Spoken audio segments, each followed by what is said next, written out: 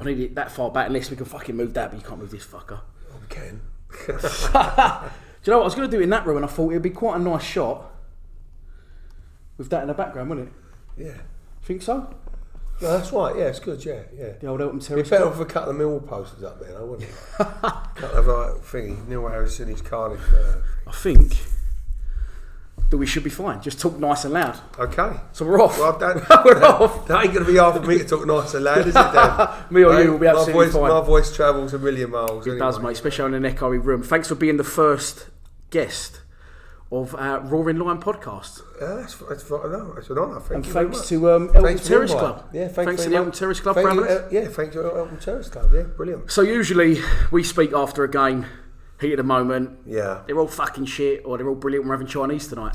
Yeah. Could go either way. Exactly. Yeah. But today, the idea of these podcasts is, and I'll do all the boys on Lions TV, but obviously it makes logistical sense to do you first. Okay, historical sense. Yeah. As your Papa Bear, you're the leader of the, game. I'm the one that dragged them through the woods, isn't I? They blame you. Down to Millwall. They blame you for the life sentence. Of course they do, but they love it. So what we're going to do for the people who are watching and don't know what it's going to be about, we're just going to talk to each individual Millwall fan, obviously boys from Lions TV. Then we could go on to ex-players and anyone else that maybe isn't on Lions TV and they want to fancy it. Just talk about why Millwall, why you support Millwall, your early memories of Millwall, games you went to, players you admired, and obviously we'll move on to where you're located and stuff. I'll leave you to tell the story, and then bring in, as you say, your three boys and George. I better not leave her out because she gets young. She did last time. Right. Obviously taking them to Millwall. So let's start at the very, very beginning. Right. And my first question is to you: why Millwall? Why Millwall? Well, like everything else, someone has to bring you down there, don't they, to experience the actual thing. Yeah. And I remember as a kid, I was probably about 7 or 8 years old, and my brother, he was like my older brother, Peter, like PJ, my older brother. Oh, right. He was a big Mill fan at the time. He's not no more, but he used to go, come on, we're going to take you to Millwall this particular day. I don't know if it was a day or a night, but I went down on the handlebars of his bike, and he used to park his bike up and chain it up near Millwall. And it was the first game, I think it was, if I remember right, it was Dundee United in a friendly. And I think we looked like Brazil. And that is a random first game. I wasn't expecting that. It was a friendly. I think it was a 5-0 thrashing we give Dundee or something like that. It was like... Jesus, what year was that, do you know? It's got to be like late 68, 69. I think around that time, if my memory serves me rightly. Yeah, but I remember the friendly. And from that night onwards, I was basically hooked, and I got no one else to take because my mum was always going, you're not going down there, you're going to get beat up by them, you're going to beat with trouble and all that. Right. And then all of a sudden, my older brother stopped going, and of course you're getting like a little bit older, you go along with your mates, don't you? Yeah. Went along with mates, and then my other brother, Richard, he sort of got back. Sorry, Richard, that's what I meant, not Peter. Yeah, Peter's his son. No. There's a lot of Omaras, by the way. There's a lot of Omaras, but I've got 2 brothers. PJ's the oldest one, he should take me down here. Yeah. But Richard stopped going. Richard's who I've met, who looks unbelievably like you. Yeah, he's not as good looking as me. He's all right. He's 10 years older than me, by the way. But anyway, so I started going down there with Richard as well. And, it was like... All the boys around the area supported. Like. So where was you born, born and raised? Outside Rotherhithe Tunnel. I was born in Guy's Hospital, right? Like all the rest of the family, but brought up in Rotherhithe, and obviously all that time been Millwall. And as a youngster, we used to go like loads of, home and away games and things like that. And it was camaraderie sort of thing, you know what I mean? And a little bit togetherness, just something to do with your mates. Yeah, it is, and what it does, it brings like your families and all that, your mates together, doesn't it? Yeah. Along the road, and it's been a journey, but I wouldn't change it for the world. Yeah. From the early days to now. Yes, I know. Let's be honest. I think we all suffered more than we've had the glory days, but that's all part and parcel of supporting Millwall, isn't it? Yeah. We have the low days, and you go home depressed. I think nowadays, especially we'll get onto the current generation later on, but kids like my kid don't realise how lucky they are because there's been some fucking bad times. Well, let me tell you, I always made a vow from when I was a kid that I'd never go to Wembley unless Millwall got there. Yeah. And I had to wait till, what was the Wigan 2000? 99, yeah. 99.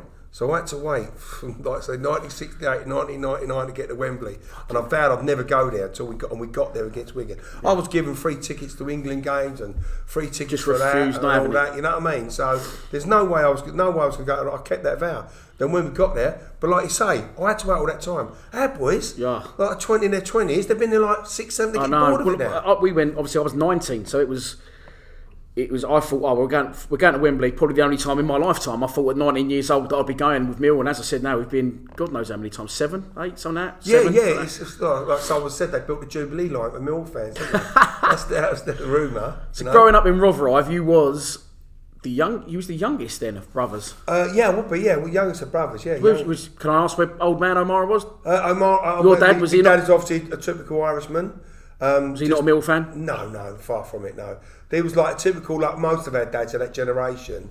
They weren't really interested in football, especially like the Irish generation. Yeah. Their idea was like they go to work, come back at 5 o'clock, go around the pub, have a couple of beers around the public bar, not the saloon bar, because the saloon bar was 3p dearer or football's dearer, right, to save a few bob. And they do that 4 or 5 nights a week. Sunday they put their Sunday, like their best suits on and all that, come out like immaculately dressed, come out with a few light owls. But no, my dad was obviously Irish, and there was a lot of Irish around that time. You was born in London. Yeah, Guy's Hospital. Yeah. Yes, your dad sort of come over over mine like with his mum, like most of the Irish did at that Republic time. of Ireland. Yeah, Republic of Ireland. Yeah, because there was nothing going, no work and all that. And they'll come over like my aunts, I think in the 50s, right? Like early, something like that. So. So growing up, for the generation of sort of my age and younger, thinking we grew up around Rotherhithe and grew up around Millwall, no disrespect to the area, but it was a lot different in your day. Well, the situation in our day, it's not like today, where there's so much football on the TV. When you was in that manor, like 90% of you was like Millwall. Yeah. You wouldn't have all people around our manor, Rotherhithe, supporting Man United and Liverpool and Arsenal, like you got, and Chelsea, like you got today. Ran that basically area, and anyone tell you, as a kid growing up round here, not Surrey Docks, like Rotherhithe, Birmingham, all round that way, was like 90% Millwall, and it's like when the games come on and people sort of fear coming down to Mill, because they know that every corner there's Millwall fans. Not like today, you walk to Millwall, 90% of them in them flats support Man United, or so they do. They live in their armchair, press their remote control. They wouldn't know what football they want. Them young kids or them kids of today don't experience what we experience because they've got outlets as Sky Television, YouTube, and if Man United, who they support? YouTube. Who they support today? Man City, because they win anything, right? Yeah. Next year, a couple of years, be Liverpool, right? Because they follow. They just want to be seen as glory. That they don't want to be seen like belittled because they support a little club. But in my boys like so now, I moved over to the other side, the dark side. And they were brought up in Walthamstow, where there was all that. There was all Man United. None of them dads took them to football. I think in your day, it was you support where you're from. Exactly. Which I'm still a great believer in. That's what you should do. It is to some certain extent. Do you know what I mean? But if, say for example, like I know some other parents who've got 3 kids. And every one of them supports different teams, right? Yeah, that is. To me, that's wrong. That is weird, right? And I've always, it was like Saturday was my Sabbath. It was like I could go out and earn what money I wanted, but I went, no, I'm taking the boys football, and that's what I always done. Yeah. And I took them, from 1, 2, all of them, all the way through, and so did all my mates. And other of my mates moved to far away as well, but they've done the same thing. And we took our boys together, and they've all grown up together, and they still go together to this day. Yeah, it's good. It's good. Before we get on to you moving to the dark side, which you just mentioned, I didn't want to grass you up. Okay. Then I say your first game you remember was Dundee United. That's a cracker. That I don't know. So it must have been a pre-season in the summer. Of course it was. And then obviously you said after that you was hooked. You continued to go. Like, what was the thing is that when you go as a kid, and like I was proper infatuated by it. I can name you near like 90% of that team now. Yeah. I've got like. What was the first ever team you? I was going to ask you. What was the stadium like, and where did you stand? Well, we'll do whichever way round you want to do it. When I went my oldest brother's halfway line, that's where we used to stand, the halfway line. You know? And then days you had the freedom to walk all the way around the ground anyway, didn't you? Yeah. And I don't know if you remember, if Millwall was kicking towards the den, right, towards the Coldwell Lane end, right, everyone was behind that goal. And half time, we're kicking out, but everyone moved round the Oldham Road sit round. Well, we used to come in, me and my old man. So I know it's your show, it's your time tonight, but that did jerk my memory because we left it then when I was 13. So luckily, I'm very glad that I got a few memories, and it used to intimidate me even being a Mill fan. But we used to drive under the arch at the Oldham Road, park at the top. My old man would get a bag of monkey nuts, come in, and we'd walk from the Oldham Road round to the halfway line, but where it joined on with the seats. Yes, before the family enclosure, yeah. we'd stand right close to the seats, so we was near the cold blow for one thing, and then in the second half, when we were shooting towards Ilderton, we'd walk back round behind the goal. My old man had flashed some moody green pass in about 5 years, and we'd get behind. So you had the freedom then, didn't you, to move around the ground? You did. I mean, the way we used to walk into the ground, it was obviously round the other way, come up Trundley's Road and come round, can't think the name of that road, but then you had to walk under 2 bridges before, and then you've done a left into the ground. I mean, even us, especially a night game, it's a bit intimidating doing that walk. So for an away fan, I think the only way you got in that ground was under tunnels or something like that. It was like in the war zone. And if you did get in, that was an evil little away corner. Wasn't it? It was evil, wasn't it? It was an evil little place. It was an evil little place. But it's like, but it had. But I'm proud of that sort of. I've always been proud of them roots, sort of you know, about the way we are. You know what I mean? But the thing is now with modern football, it's too easy and too accommodating for away teams to go to these lovely big grounds. Have a beer while you're here, watch the telly while you're here. Have a bit of dinner outside. No, that's fucking right. Get them in, get them intimidated. They ain't going to fucking want to know, like the teams didn't. Yeah. There's Old Den, and a lot of people, I mean, I loved it, don't get me wrong, I loved the Old Den, and there's been some spectacular games down there, as everyone would tell you, like the Sheffield Wednesday, I think 4-2. we was 4-2, whatever, we was losing 2-1. The Nottingham Forest game, when Brian Clough was down and they was winning, I think it was 3-0, we come back 3-all. And that crowd and that noise and intimidating factor was just can never be brought back again, because it was absolutely second to none, the Old Den. So what did you say your first year of going was? 60? I would say, I'll tell you what I remember really well is the season. It was like the Harry Cripps, Kitchener, Dougie Alder, the Gordon Bollans, the Dumfries, Derek Smithers, Barry Bridges, Alan Dorney, Brian Brown, Posse, Derek Posse, of course. When you look back, and I remember the first time that I'd ever seen Millwall on TV, and it was when we played Birmingham, and it was the big match on a Sunday. Some side that, by the way. Oh, it's an amazing side. Well, I never saw it, but looking on paper, I could remember that side like it was tomorrow. And what I'm saying to you is, like, where today you might have 1 or 2 leaders on the pitch. Every one of them players, I'm not lying you, not one of them ducks or street to every one of them players give you like I know there's not 100%, like 110%, but every one of them people give you 100%, and that's why you had such a spirit in that team. And that was the season. I remember really, really well is that it was the heartbreaking season, because we done so well that season. The last game of the season was not against Preston North End, and we thought, well, like, but Birmingham for some reason, don't know why, had a game in hand, but they couldn't play it on that Saturday. They had to play it on a night during the week. But we actually won the game 2-0. And obviously rumours went, oh no, they was playing that day, but they had a game in hand on Tuesday.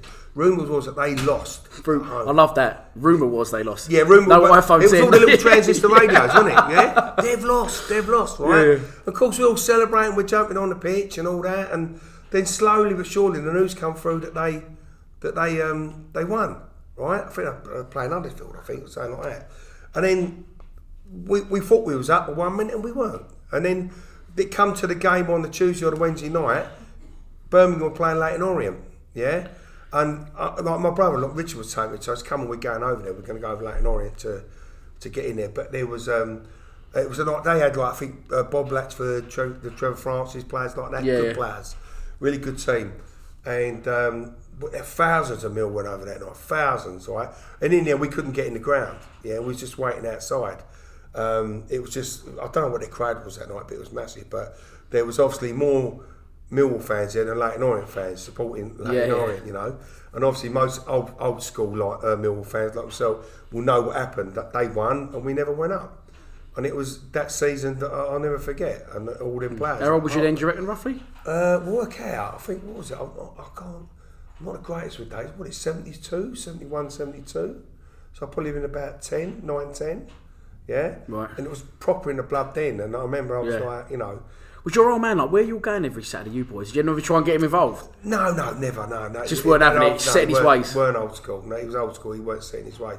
It was just me brothers, and then everyone in the flats supported Millwall. You know, you went down, you going, you know, it wasn't a case if you got a ticket, it was a case you're getting in. There weren't no buying tickets every day. Was it just, they used to pass the just kids? jumping over the turn. I was always leaving them to my kids, I was lifting them over turnstiles. Yeah. Kieran's still got a kid's season ticket. I still try to lift Joe over, but he's got that beard is too big.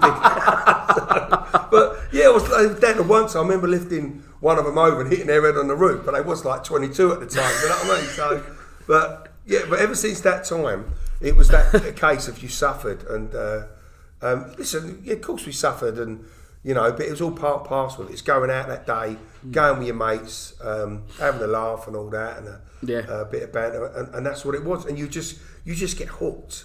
Yeah, we got hooked, and that team was like my favourite partnership ever would say Barry Bridges and Derek Posse. Barry Bridges and Derek Posse. See, someone's asked me the question on on our Patreon page. It would only be our Patreon members watching. So as it stands, there's probably about 20 people watching. But they asked me. One of them asked me your favourite 3 ever Millwall players. Me, personally, it would be Alf Wood, right? Kitchener and Derek Posse along them lines, you know. And that's like me. Like in my eras, I've got the ones ingrained for me when I was a kid was the 80s. And you got it ingrained in you. My kids will have Tim Cahill. Exactly. So you'll have Teddy Sheringham. Yeah. People like that. But them boys, that's what probably the main reason I supported Mill, because, and also as a kid, Mill used to train in Deptford Park. Right. Access. You just walk over and you see them. You can actually play with them as well. Snow count. You can play with them. You can play with them. They was literally just playing. You go over there. Just getting involved. We went as kids. We went to Alan Dorney's wedding. He got married. He got married in off Jamaica Road, St James's Church. We all went in there, and at that time they went. They tell us all kids were outside. Don't listen. You can go upstairs and watch the wedding, but keep your mouth shut. And we went upstairs and watched his wedding when he got married. Really? Yeah, and you done a podcast with him, really. Also, I've done an interview. Yeah. Well, I went to his son wedding. James are probably watching this. I'll ask him. Yeah. Well, I went to his wedding as a kid, and he got married. Just loads of kids, newer Millwall players getting married. Yeah, just want to jib in. But they was all friendly then. They was all proper friendly. Like come over, kids and all that, and have a little knockabout of them. Do you know what I mean? It was like easy access. That's fucking mad. It was just it was the middle of Deptford Park. Just a little. So the club and the team were ingrained in the community. They're just there. They go. We ain't going to be out in the sticks, out in the suburbs, training somewhere. And they train closed doors. Well, this is where we play. This is where we train. Deptford Park, and you know, it was like it was great. It was because you had you could be with the players and we knew where they was going and things like that. That's all brought us together. Obviously, coming out of school, going into work. Is that when you sort of had the dough to start thinking teenage years? Oh no! Get up the other end of the country, cause a bit of havoc. Listen, this club was so in like it's ingrained into me. I'm just going to go back to the early days a little bit now. Yeah, it's fine, mate. It's that it were the days like we used to get the evening stand or evening news delivered on a Saturday. I don't think you'd ever remember that. It's like Millwall might be playing away at Blackburn or something. Right? And that's the only way you had the results. And the only way you'd be waiting outside the paper shop. Right, or something like that, and you go like waiting for the papers to be delivered. They was delivered literally an hour, and you had a report an hour after kick-off or something like that. How the fuck did that work? It was amazing. The evening stand was dumped on, and you got it, and you could read a little report about on a Saturday night. On a Saturday you could wait outside the shop. If Millwall been away, and the papers would turn up. It's hot off the press. Yeah, that's report of as if we played Blackburn. We fucking won. Sorry, we won. Right? That's what you could say. Or something like that. But then the other times that used to get me, like used to watch the wrestling on. I remember that. Yeah, Big Daddy Dickie and all Davis that. And all that, right? On the old giant ace stacks. Grandstand. Grandstand. No, I think it was the other side, whatever. But anyway, you'd sit there and you knew, for example, like if Millwall was 2-0 up in the first half. Right, so now you're thinking, have we held on? So then that video printer comes out, and all these teams are coming up, and you're sitting there going, come on, and you see like, and you'll see like Blackburn, and you're waiting for it, it's like, please don't get more than two, don't get more than two, and they go, did one, and then you knew you won. It's like, it was unbelievable. Yeah, I see you saying if Blackburn were the home side, you already knew this. Blackburn won, it don't matter. That's right, exactly. And it was, or you knew like it was. It's like it used to sit around waiting. I wouldn't go out Saturday till I knew how Millwall got on. Do you know what I mean? That's the way I was. It was just like, you know, it to this day, it's I suppose like, in a way that's very exciting to all find that sort of at the same time.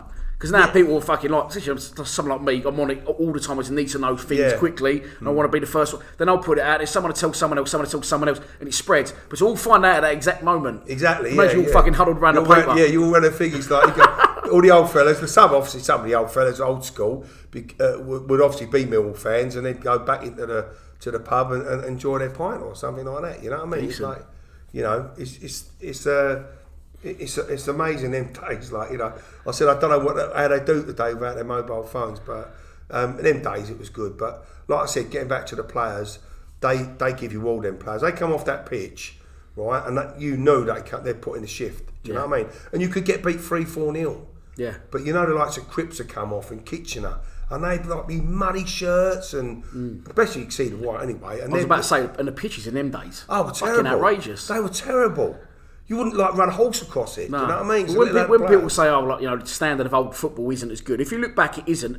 But look at the conditions that they're playing, the baggy kicks that they're playing, and the weight of the ball, as well.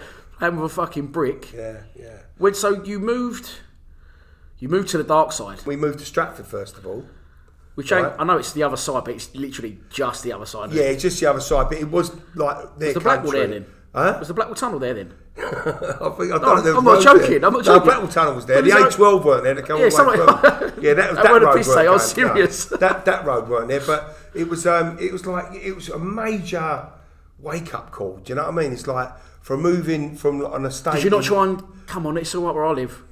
Yeah, but she weren't going to have it, sort of thing. But it was a case of like.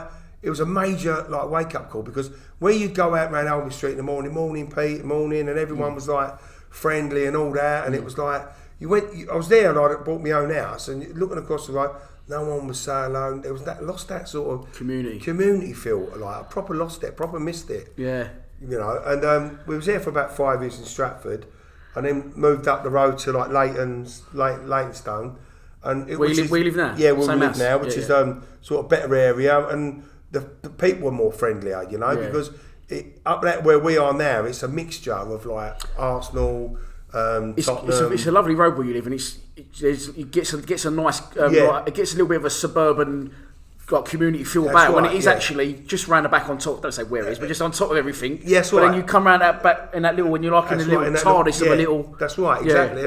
That's what I liked about it. But that area and that manor really is that. It's a mixture, big mixture, and obviously, but there ain't them.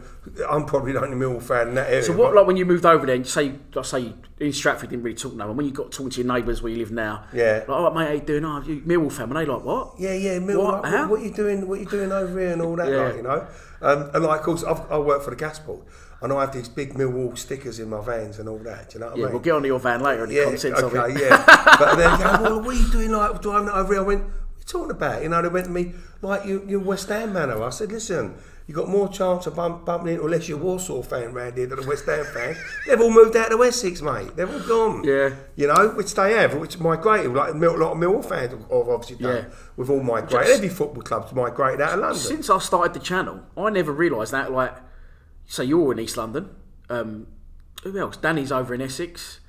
So I think it's only me and like 8 days that are over this way. I think everyone else, Jack's over in Essex, Lee's over in Essex. Well, you'd be surprised, my mates live in Allchurch. Yeah, I know. Some probably only Mill fans are from the other side of all, but I suppose that sort of, in a lot of cases, or in a few, it reverts back to the Dockers. And where the club's origin is from, obviously, it's from East London. So there is that argument. I've worked over East London all my life. I got a job on the gas board at 16 by accident. I should have been working in South, in Old Kent Road, but I ended up in Ben Johnson Road, which is Stepney. So I've worked with the Isle of Dogs. I know all that manor. I've met all the people, and especially all the old fellas.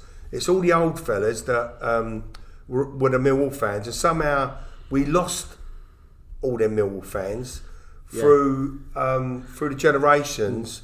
I think maybe because they was getting older and they weren't really taking their kids football anymore. So they sort of went to the nearest sort of club. Well, West Ham, Millwall was still nearer than what West Ham was. For example, you lived in Stepney, West Ham's like 3 miles down the road. Millwall's only through the tunnel, wasn't it? Do you know what I mean? But we lost loads. I've always wondered why, you know, when you look at back in the times when we had 49, 50,000s, where did they all go? Like, where did they all go? I don't think it's just football. I think, other interests, television, other things became available and stuff like that. Other sports, maybe. Yeah, but other clubs never lost their fans like the majority that we lost out. Well, just saying, because there's more people in this country, especially more now than fucking ever. So it's not as if the population's died. I don't know. Yeah, I've always liked to have a look at that, but but all that people around here, especially Stepney.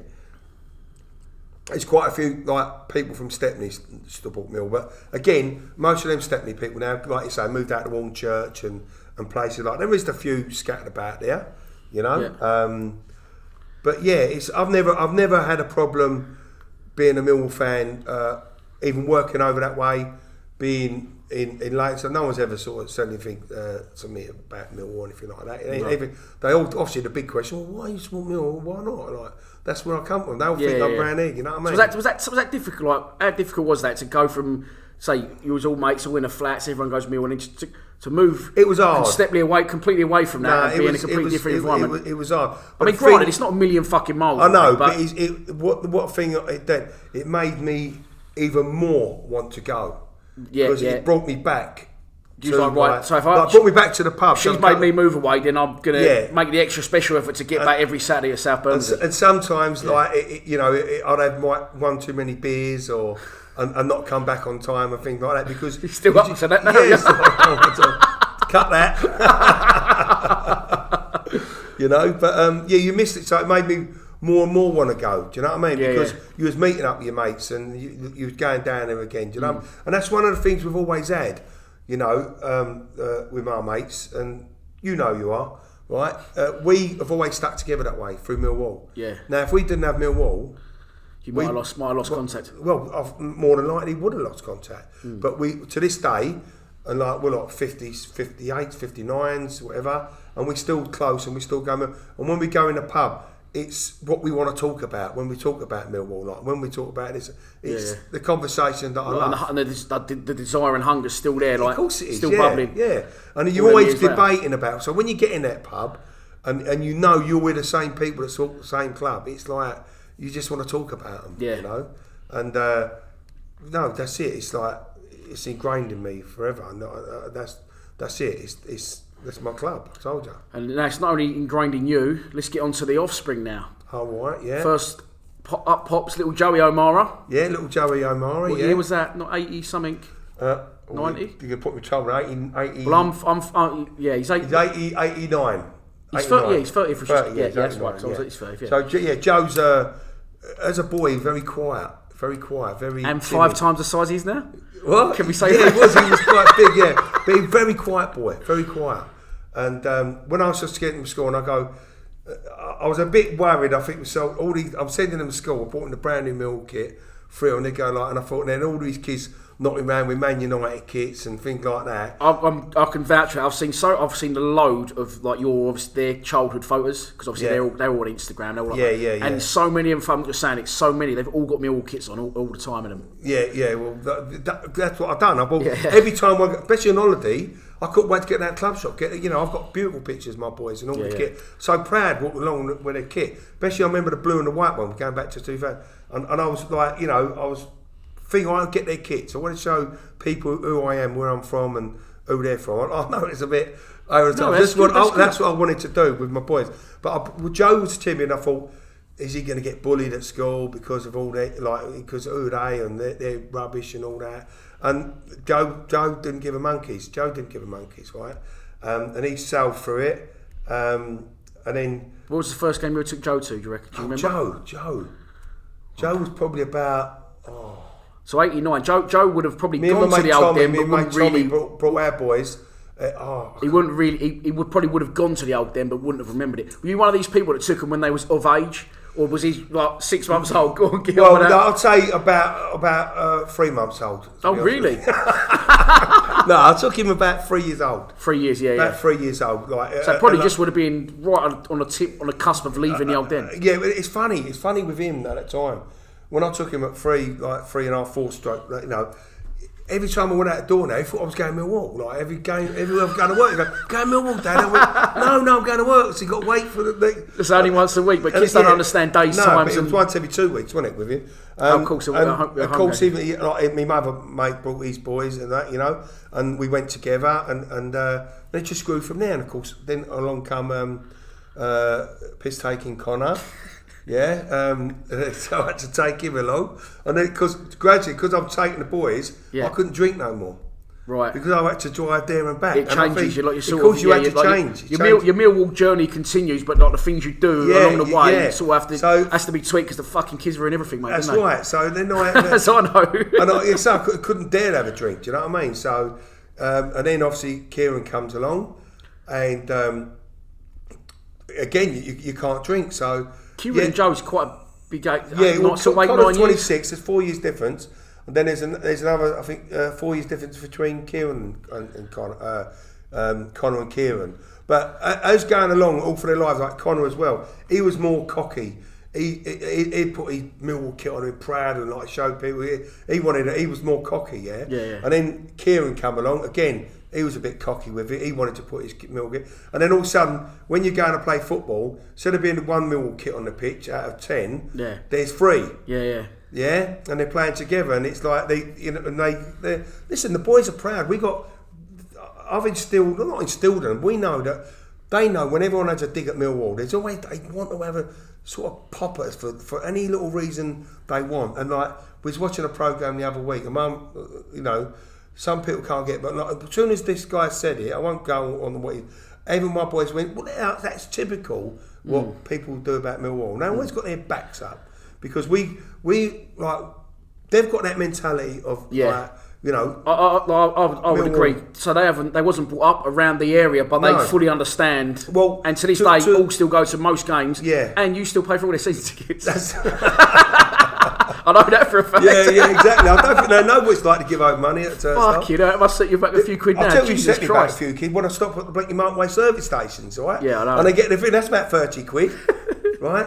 But yeah, but to be honest, when we was kids, because my sister still lived in Rotherhithe, and my mum was still in Rotherhithe, I used to come over like Saturdays and Sundays, so they mixed with like kids from the area. But then again, there's a place downtown where there was loads of kids, and it's funny, and I'm going back, it was Joe's era, when there was about 8, 9, all the kids around here, they were either supporting Man United, Arsenal, Chelsea. There weren't many Millwall fans. Well, over like in this sort of territory, yeah, which I found amazing. I went, couldn't find one Millwall fan downtown. I never understood it. I think if, say, for example, your old man was not from Ireland, say he was from up north, and he moved down and he supported the team from up north, you can understand a person then following their dad's team out of a bit of respect. But these people just choose to support northern teams for absolutely no fucking reason other than silverware.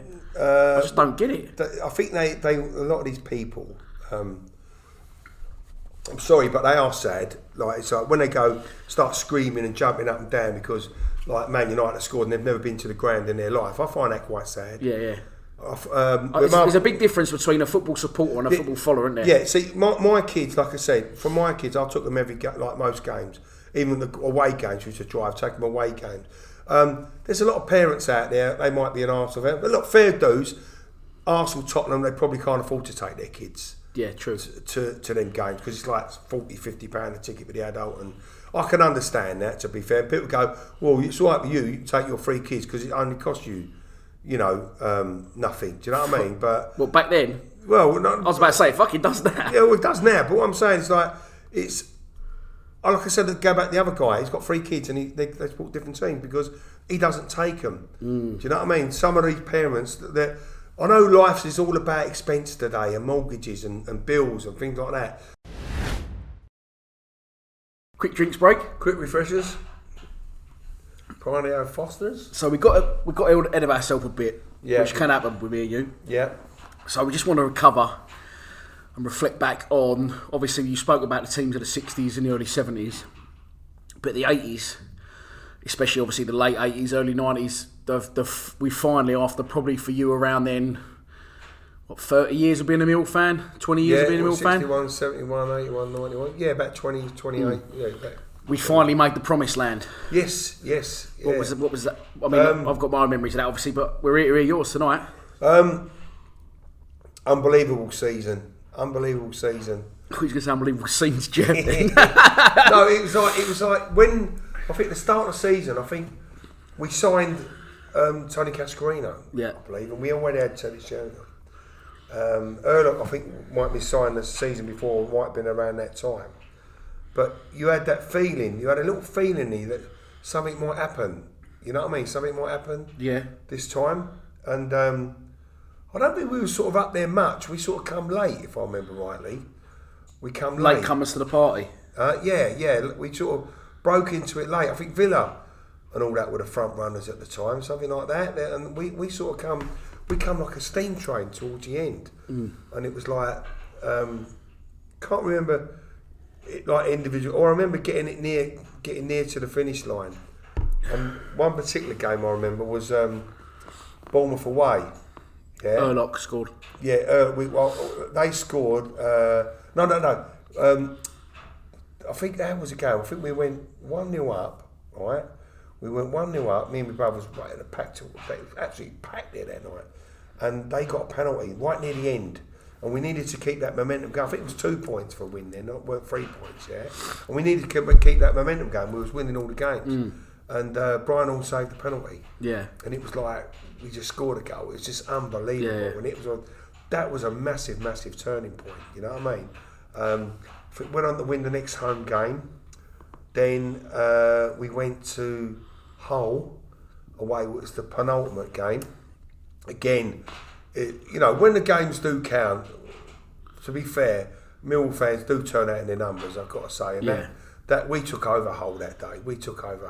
And I'll never get looking in the car park and there was like limousines. What was it like? Was it like easy transport then? No, it was a nightmare journey. That's what I'm saying. It must have been a bit different to these days. Nightmare journey. But, we've done it because we love our club, don't we? You know what I mean?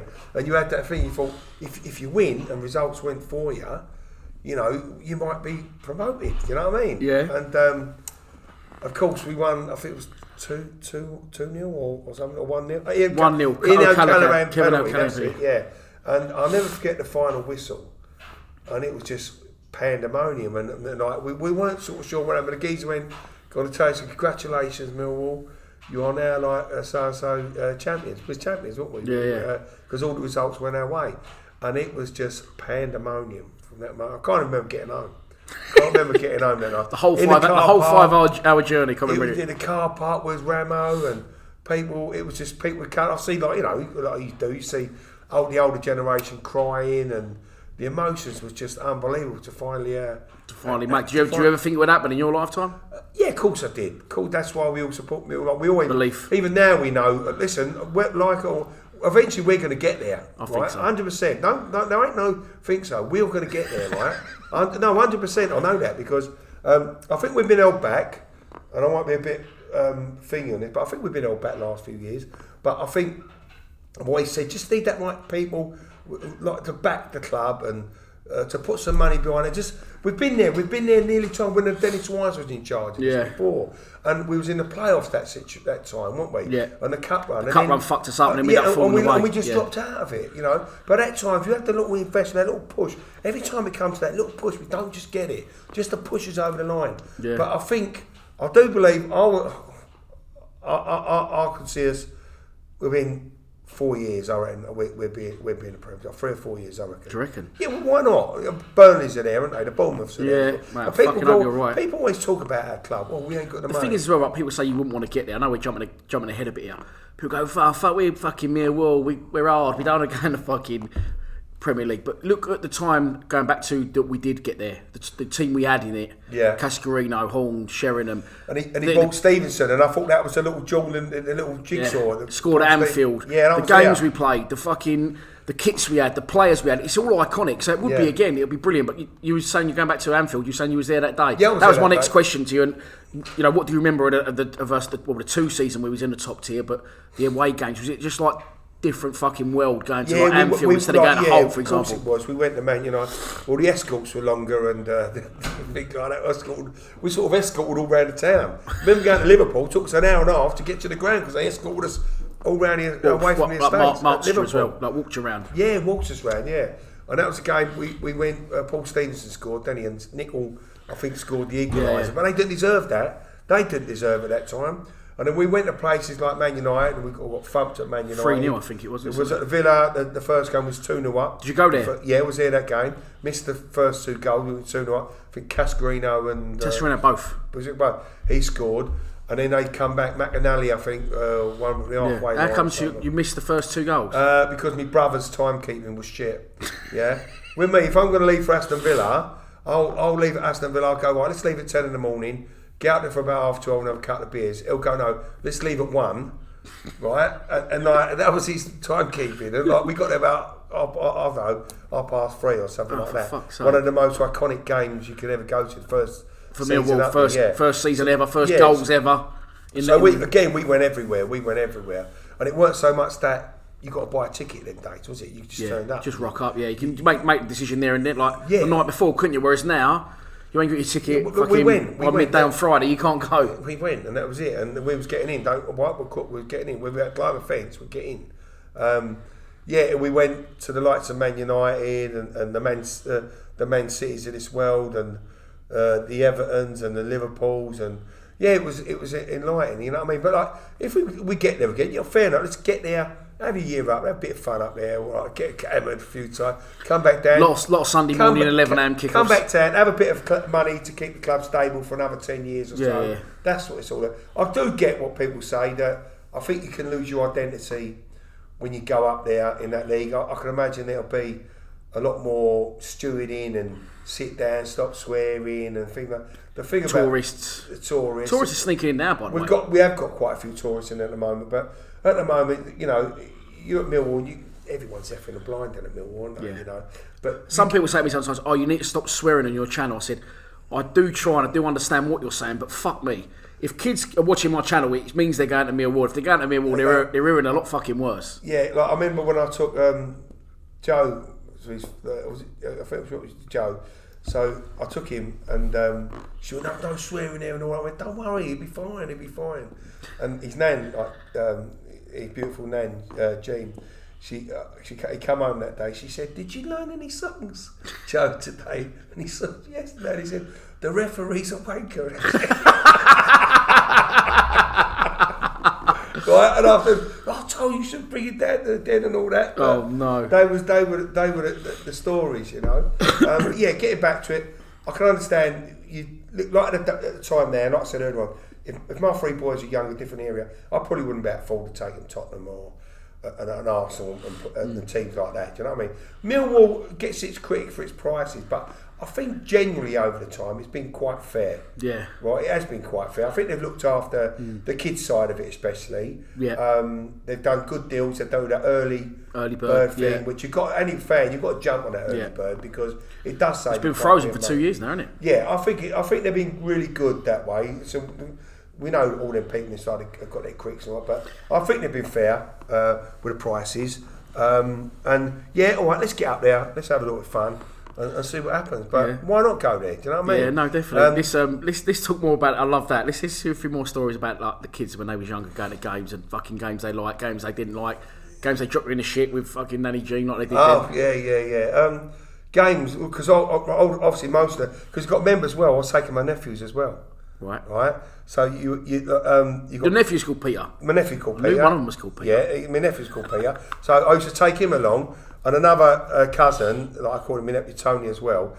So I used to take quite a few of them to games and away games and things like that, Even, the first thing I used to do, before my kids come along, I used to take Peter, my nephew. Peter's now, 40? I used to take him and his cousin Tony, same age at 40. So they was actually little nippers then. So they was, if you used to call my first kids I used to talk. I took them to Millwall and they grew up. Little bit of practice for when you took your own. Yeah, but Peter was like East End. He was like surrounded by like West Ham and Tottenham and all that. But he stomped Millwall to this day. So he's going Saturday, isn't he? I don't think he is. He always says, "I'll let you know." So I don't know if his wife allows him to go. I don't know, but. Yeah, Paul and that. I think Richard's going Saturday. But getting back, I used to take them first, yeah. And we used to go up and down the country, yeah. Yeah. And I remember one particular game, and a lot of the old Mill fans remember it. It was when we had Moody and Harris, yeah. And we went to Bristol City, yeah. I had this like this car. The window wipers were a bit fucked because they weren't working properly, yeah. And my brother went up there in a shitty old van, right? And like, I beat him by about 2 hours getting up there because his van was so shit, right? He probably left late as well. Yeah, he's probably left late. Yeah, he did. But we went up there that night, and it was on that promotion season. That what happened? I think we was. I keep getting. But I think we was leading. They come back, and then we had 2 players sent off. Moody was sent off, and was it Harris sent off? That's why we had to go out and get Steve Claridge and Tony Cotty, because we lost them 2 strikers for the next couple of games. But once we lost that night and we lost them 2 players, I thought we're blown. We're not going to go up now. We're not going up. Yeah. And I remember coming out as you do down and the heavens just opened up, right. And I was with the 2 young boys at the time. I said, right, with Tony and Peter at the time. I said, right, listen, you two, they weren't like really on the mobile phones that day. So listen, keep an eye out for the signs because I don't know where I'm going. The weather, you've got to rely on your eyesight. And so you got bad eyesight. Coming out, the weather was just torrential. It was like shit weather. Coming back, and I remember, and I went, right, where's this sign? Where's this? I went, yeah, that's the way, Cheltenham, keep going to Cheltenham. Well, I was driving for 3 hours, and I ended up in Cheltenham. Right? I went, what am I doing in Cheltenham? Or something like, I'm going round and round. I told her to go and keep your eye on the Potsy motorway, yeah? So I rang him up, I said, where are you? He said, I'm going round the Greenwich one-way system. And I was still 4 hours from home. Oh, for fuck's sake. But that was them bringing them days, and I took them all round the country before my boys, yeah? They come to like things like Preston, all the away games with Stoke and places. I used to take them all the time, yeah?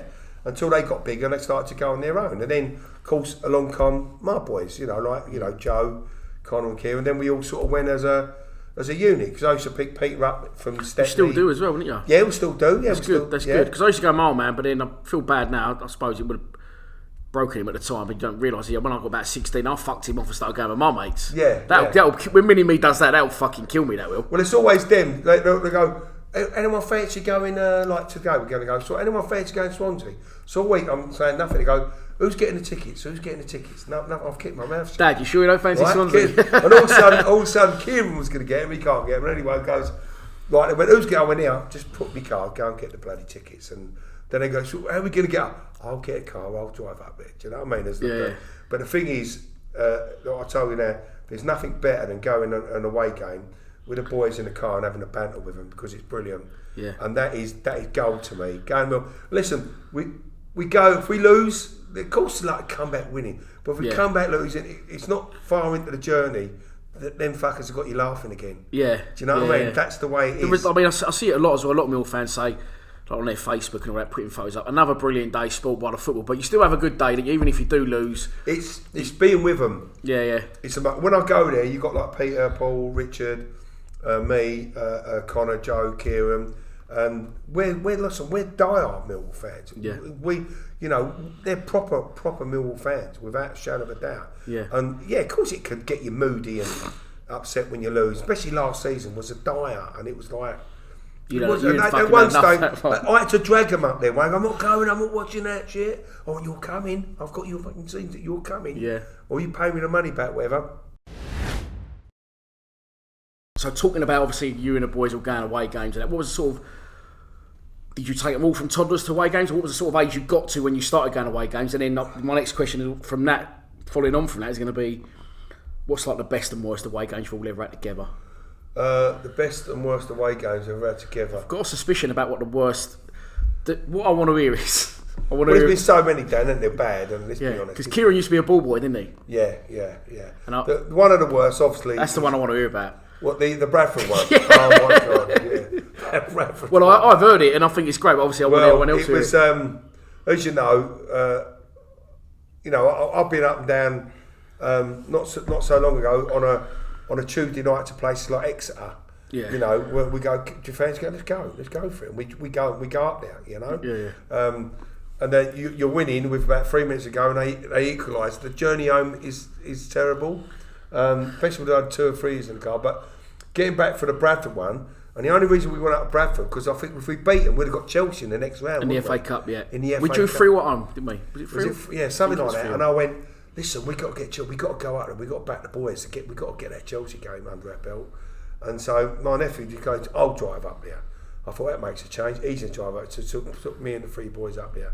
Yes, it was a long journey. It was about 4 or 5. The traffic was horrendous. Yeah, 4 or 5 hour journey. And anyway, I remember getting into the ground. I think a bit rainy or whatever, and all of a sudden kicks off. And before you knew it, was 1-0 down. So we're looking at each other, thinking, like, fucking hell, like, you know what I mean? 1-0 down. Then 1-0 turned into 2. And 2 turned into 3. It was fucking embarrassing then, like. And everyone's just looking at each other. And I thought, I'm going to go. I went, no, I have to stay. So I said to Peter, come on, let's go. Come on, he said, excuse my French, he went to me, I've not come all the fucking this way to watch them bunch of shit, right, walk off this pitch. He said, I'm going to stay here to the end. I'm going to give it to them when they go out the pitch, right? So anyway, I think then it was the 4th winning or something like that. Kieran, shit, I'm going. He storms out the ground. Kieran stormed out? He must have been young then as well. He wasn't... 15? No, I don't think he was... No, it wasn't that long ago, Dave, was it? 4 years? Was it 4 years? 4 or 5 years? A bit 18, 17, 18. Yeah. And he stormed out the ground. I'm not having enough of it. So now we're all arguing about it. We should stay, we should go, and all that, you know what I mean? I never forget, it was like one of the worst nights ever. And anyway, cut a long story short, at the end of the game, when the whistle went, I said to everyone, I went there, the players just stood in the penalty area. Yeah, they didn't want so they didn't know whether to come over and applaud us or what to do. And they just stood there for a good couple of minutes, and Millwall was slagging them off and all that, you know what I mean? Yeah. And it was like, it was an absolute joke that night, absolute joke. And again, what made it worse, a couple of days later, my nephew got 3 points speeding to come down the motorway. Mate, right? I did as well that exact night. Yeah, well, he got 3 points as well for that. Also, he got a fine for going in the bus lane in Bradford, you know what I mean? So it made it worse, you know what I mean? Yeah. So what we done, if I remember rightly, the chairman gave us our money back. Did he? Yeah, he gave us our money back. Anyone who travelled up there, he give you your money back. So what we done, we give it to Peter to pay for his fine. Oh, fucking hell. Do you know what I mean? Like Kieran was a ball boy when he at the time ran at the den. Yeah. And then he saw me and said, that's it.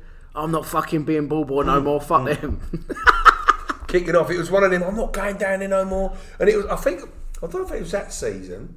I think it was a season we went down, but everyone was dejected, and you got to the stage where you didn't want to go there no more. It's like, we're forcing ourselves to go, and it was the most depressing shit that you know. Well, that's how I felt. No disrespect to anyone. That's how I felt last season. Well, we did. I've got the same feeling last season. I was going because I thought, well, I've got to go because I've got to fucking keep the channel going. That's towards the end of last season. That's how I got. Yeah, but like I say, if you're going on to that, it's like I said, people about this, that, we stayed up. No, 21 points we had to play for. Right, we got 4.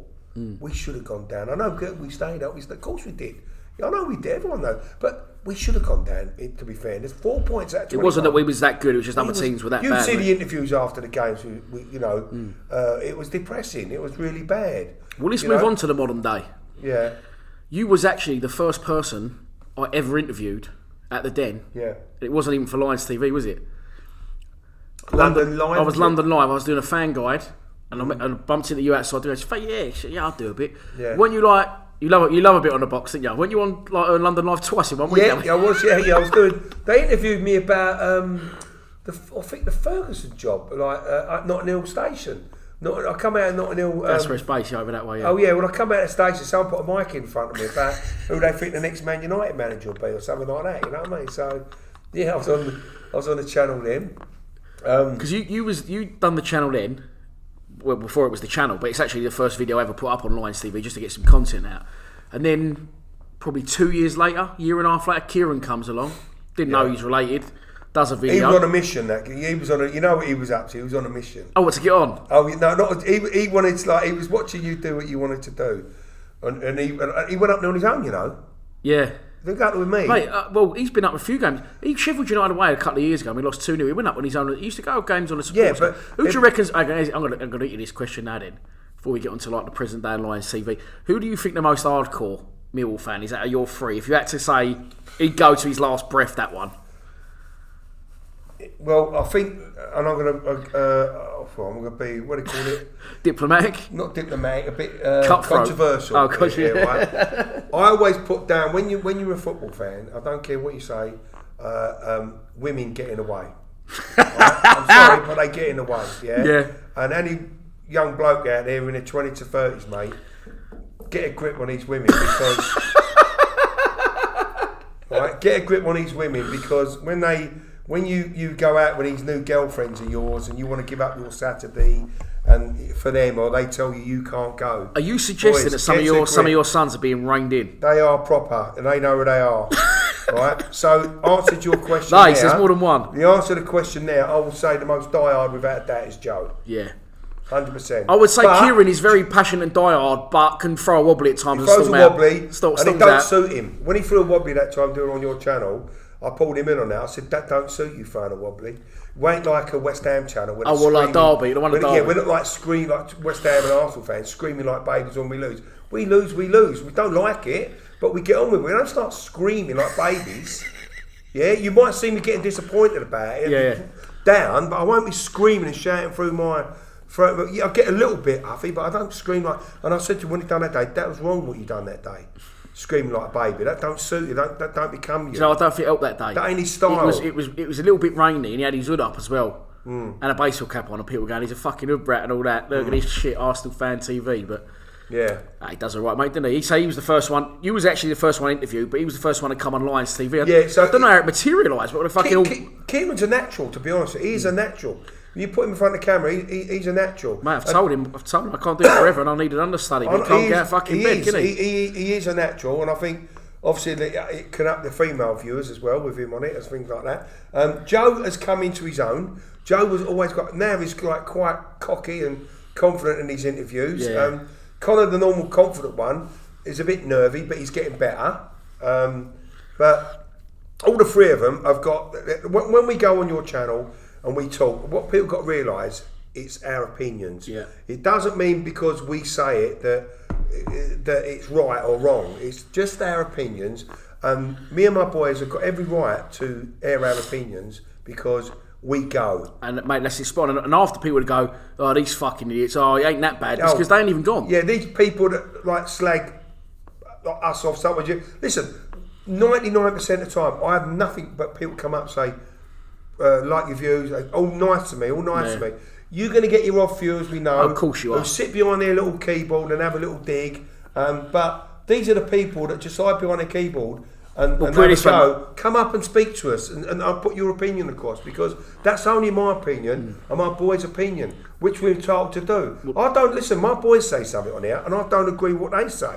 Yeah. So, and they say it to me, well, Dad, I think you're wrong. That's what it's all about. It's about our opinions. And because we go up and down the country... Well, look, we'll all be there Saturday at Swansea. I'm going to Swansea. Yeah. Because we're entitled to give our opinion. Don't tell me you got a guy there that has never been won an away game and sits there and has a dig at me and my kids because it's their opinion. You've got your opinion, come on and say something. That's what I'll say.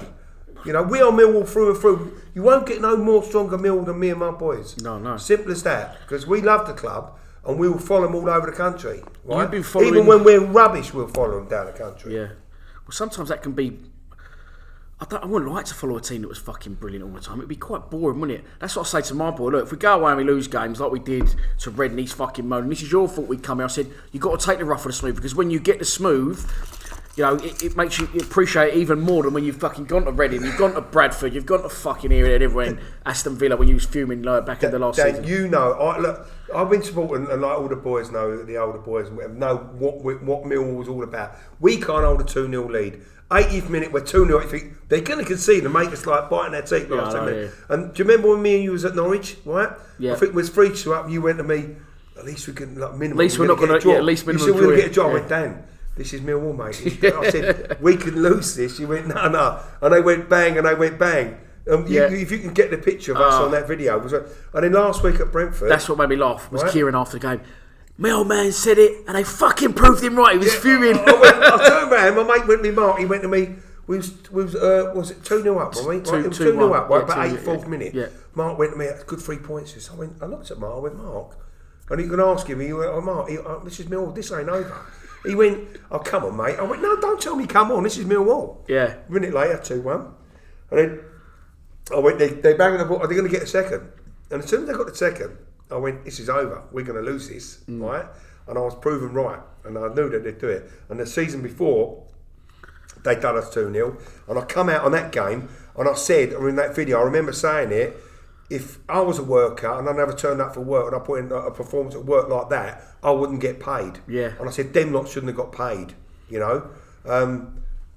But that's just all about supporting Millwall and the passion. That's all that is. Yeah, of course it is. And like I say, you've been doing it for how long now? 48 years. 48 years. 49 years. Let's move on now to, that was obviously the Brentford saga, and that was in the middle of the Harris mitts and Harris going, Barrett was in charge. You're confident now that this club will go forward, as you said earlier, under Gary Rowett? I wouldn't say necessarily under Gary Rowett. I think it's... listen, we've always... when we lost Lomas and it was going, we want Holloway. We got him, didn't we? Fucking hell, and it turned out to be a nightmare. He was a clown, wasn't he, at the end of the day? Promises and all that. He wasn't... And it was shocking to see some of the situations there when we go 1-2-0 down and he put in 5-6 forwards. Well, that's what Harris was doing in the end. Well, he was, because he lost the plot, didn't he? He obviously lost the plot. And we under Rowett, I look... And again, I think most Millwall fans would say he would be number one choice for everyone. I know people were banging about Chris Alton, but I think Gary Rowett was the number one choice. Not just to bring us forward, but to stabilise us, I think. You know, to stabilise us, to get us like mid-table championship. I don't think his management credentials have ever been in question. It's just his longevity for me, whether he's going to last. Well, this is really his last chance to learn, really, because... True. If he thinks he can... Listen, at the end of the day, someone said to me, if he does a good job and someone like a bottom Premiership team comes in with him, that means he's done a good job for us. Yeah. Doesn't it? Yeah. Yeah, so I don't mind that. So whether he's that one to take us to the next level, I don't know. I think he's good for the interim, the next 3 years, hopefully. Yeah, as long as... listen, people going, we ain't got this and we ain't got this budget. All I just point to people go, we ain't got this and we ain't got... I point to one team, and that is Brentford, right?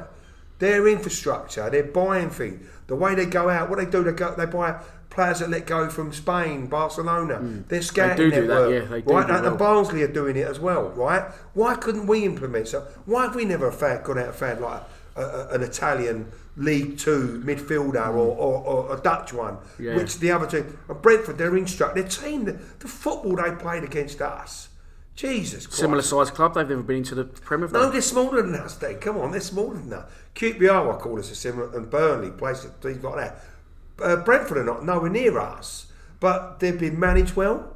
They've brought in the right managers. They've brought in the right players. They've got the right philosophy of playing football. And they are one of the best footballing sides I've seen in this championship over the last 2 years. Not saying you're contradicting yourself, but you believe we're going to get to the Premier League. So you must believe 4 years, didn't I? Yeah. So I said 2 years under Rowett. Do you think Husky Chocolate's going to play a part in that? What do you think? What are you seeing now that thinks I can see us getting there in 4 years? Because look, what I said, steady the ship under Rowett, and then eventually someone's got to crack. When it comes along, and it's like we just established ourselves next couple of years, or I hope, and then we got to then push on. If we survive this year and next, that's 4 or 5 seasons. Yeah, but I think what happens, I don't think he's going to be that sort of manager to like play that football or to get us there. So I think with you talking about that Husky thing, maybe they're standing on the sidelines, and maybe it takes one of them not to come in the next year or so and go, you know what, let's put a bit of money behind this club. Be lovely, wouldn't it? It's never happened. I wouldn't ask him for much, are we? Like maybe, I don't know, a few, like 10 million or something like that. Not in the world, in today's terms. But and that's still big in our terms, isn't it? Even 10 million. I think with the squad we got, the midfield, just the backs is all right. Needs a little bit of tinkering with. It's the midfield that I'm worried about, right? And one more striker and the midfield, right? You've got to get them sorted. And we can. There's no reason if we sorted that out why we couldn't push for the playoffs. There's no reason why we couldn't do that. No, I agree. But I do think that it's the we can make it, and then what'll happen? We get relegated next year. That's Millwall, isn't it? Right, it is, but we will still be there, won't we? Of course we will, and we'll be there Saturday. I'll be. Listen, I'm always there. I'm always there. They're my club. That's my life, isn't it? Mate, it's fucking honestly. Right. It's been brilliant. Cheers, Top man, Dan. Pete. Thank you. Well done. Thank you.